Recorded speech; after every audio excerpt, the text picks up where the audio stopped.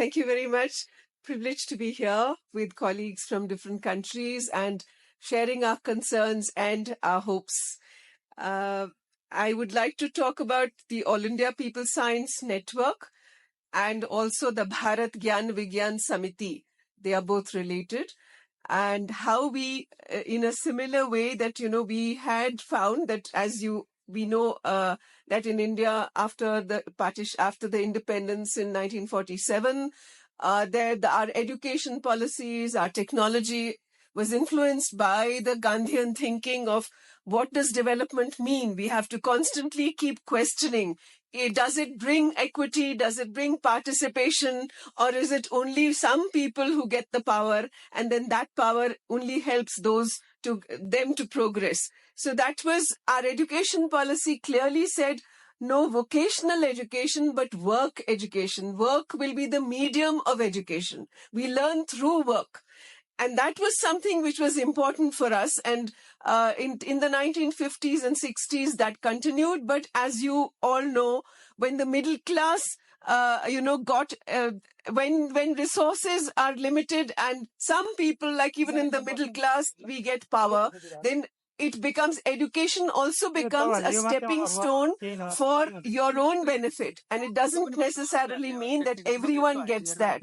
So for 60 years, there are many people's groups on the ground which had struggled for a right to education or right to food, right to health.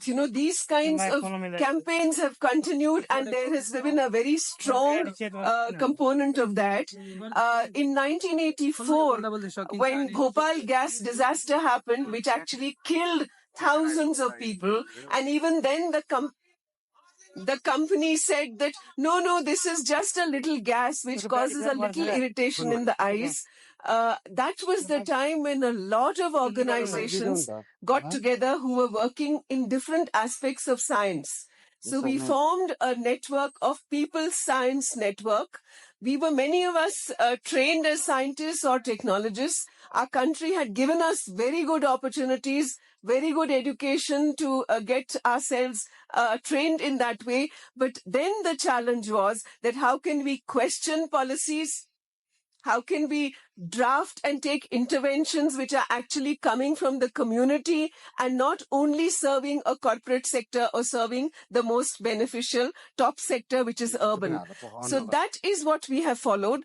And out of that came a component which was the Bharat Gyan Vigyan Samiti, because we realized that working only with educated people is not our aim.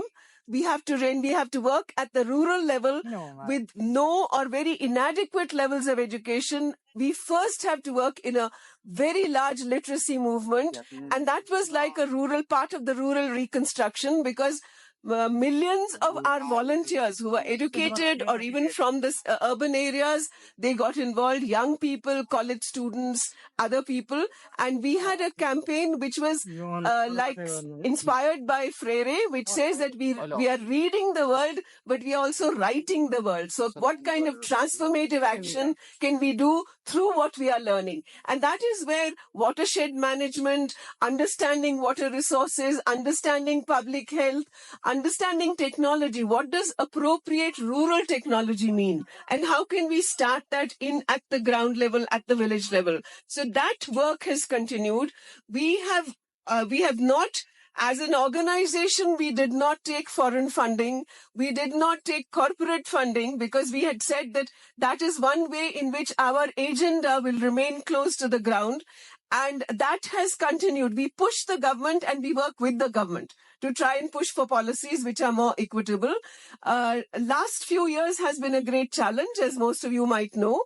And it's entirely now, most of the programs also, even in terms of the mega projects, they displace people. Even in terms of education, the new education policy is totally abandoning the Right to Education Act, which we have all fought for 60 years.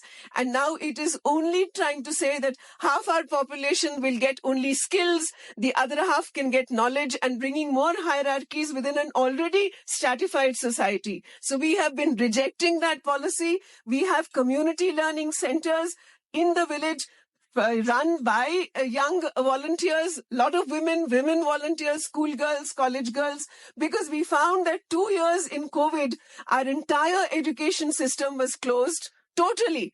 And we know what damage it can do. So now that Community Learning Center is something through which we are also taking in many other initiatives. And cultural mobilization, Kerala is one of the states which was leading in our in the campaign, in our work in literacy and people science. And now a lot of cultural mobilization, which means not just writing and singing or enacting, but also understanding idioms, because we know we have so many languages, and language is more important for us in terms of our identity, in terms of understanding, in terms of preserving our knowledge systems.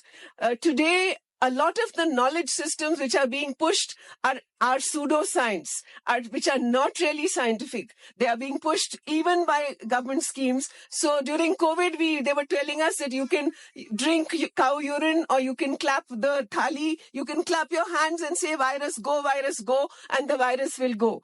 So, and people were doing that. Even educated people were doing that. So scientific temper is a basic pillar of our work, scientific temper and education. And that is what we are continuing. Even this month up to February 28th is a national campaign for scientific temper, in which we are critically questioning the development programs, critically analyzing what is happening under the government programs, analyzing how the policy is encouraging commercialization, corporatization, and devising our own alternative policies. Thank you.